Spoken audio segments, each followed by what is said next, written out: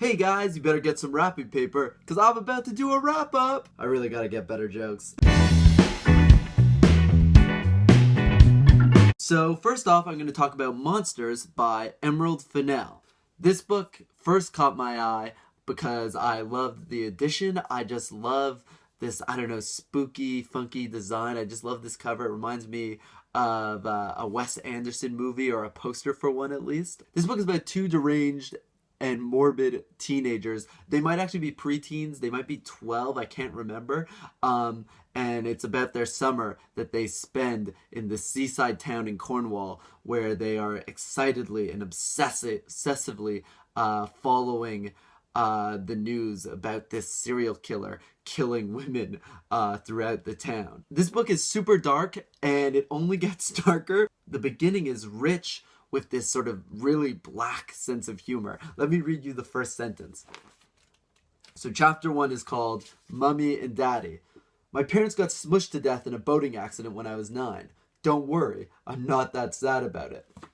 So there's just this edge to the storytelling. And then there's even, they go, the narrator befriends the candy shop owner who leaves photographs of his deceased wife all around the flat above the candy shop, which is just absolutely terrifying, but kind of funny at the same time. But as the story goes along, that humor really begins to disappear, especially as Fennell really realistically probes how or why a character would see the world in the way that the narrator and the other morbid characters would. So I'd say that the main thing I disliked about this book, though I really, really enjoyed it, was that sort of switch from the black humor to straight up crime noir by the end of it. But on the other hand, I really don't know how this book would have finished otherwise. So maybe I just have trouble facing the inevitable darkness at the end of some stories. So this to me is a YA book that really moves into that adult fiction territory for me, which is really interesting because the book is written in such a simple way that it reads almost like a 9 to 12 or middle grade book. But when you factor in the content, and then if you factor in the really hardcore subtext of stuff that isn't said that might be happening in the background of this novel, it's really, really, really dark. So yeah, it's definitely, not for the young ones.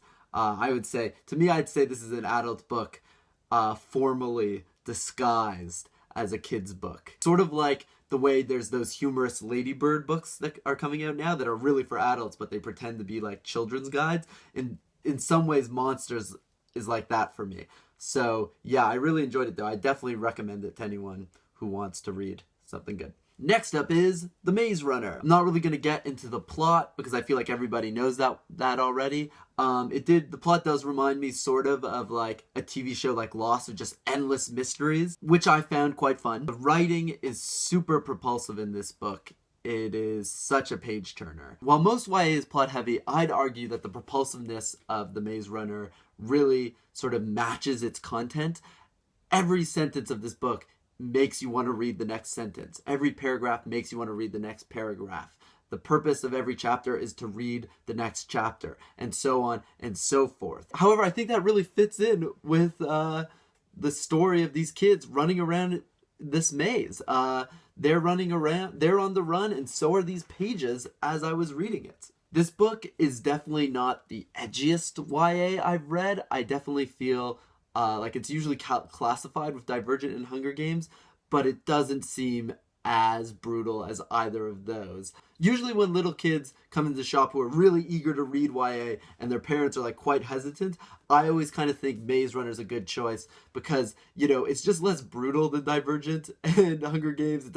It's just not like reeking with that like sexual and violent tension that those books have. It's just about getting out of that goddamn maze. But who put them there?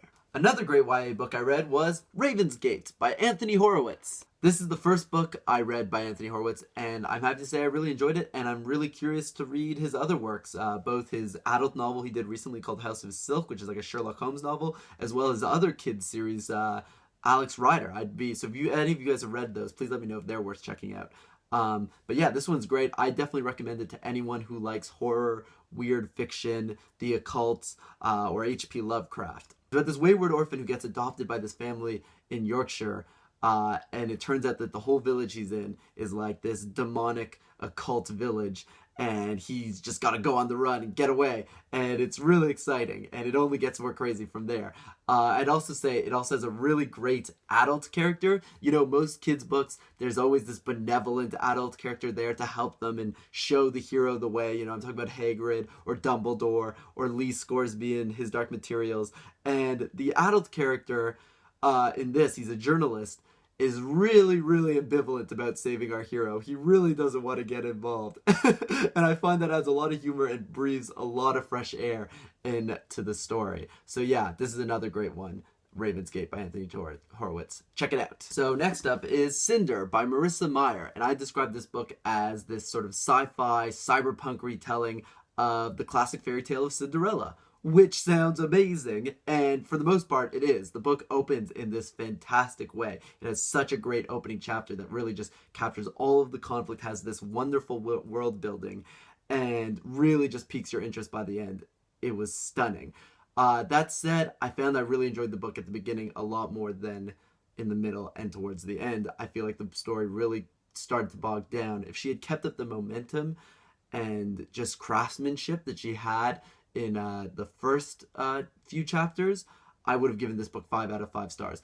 At the moment, I'd say it's more of a 4-star book. I really enjoyed it. I will definitely be checking out the sequel.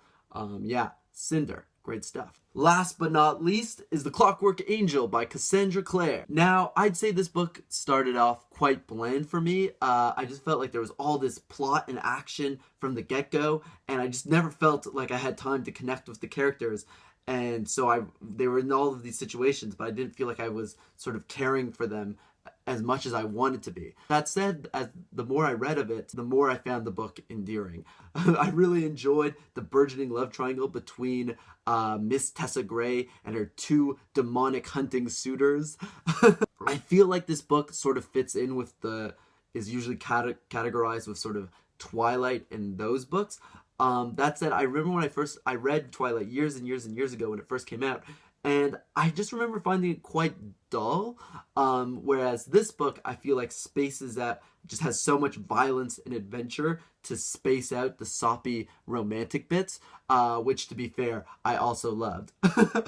This book also had this amazing sort of evil force of demonically empowered robot automatons, which I just think is the most ridiculous evil force of all time, but also the best, and so I really enjoyed it. And I didn't think so when I first started it, but I definitely think I'll read the second one because by the end of it, I was really pleased with the story and would like to know more.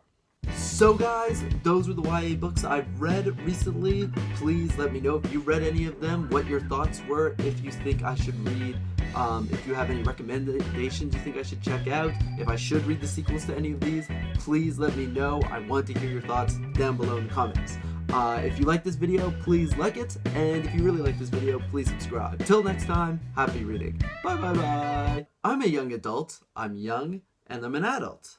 I'm a human being, but I'm also a cyborg.